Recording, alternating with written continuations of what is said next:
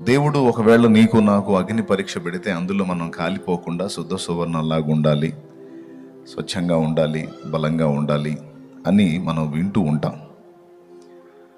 అయితే పేతురు రాసిన మొదటి పత్రిక మొదటి అధ్యాయంలోనే ఒకసారి చూడండి. ఈ మొదటి అధ్యాయంలో పరీక్షల గురించే ప్రస్తావిస్తాడు.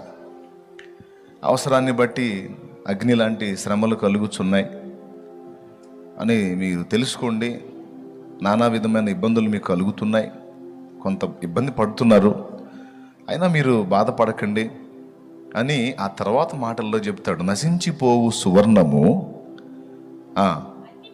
అగ్ని పరీక్ష వలన శుద్ధిపరచబడుచున్నది కదా. అగ్ని పరీక్షకు నిలవాలి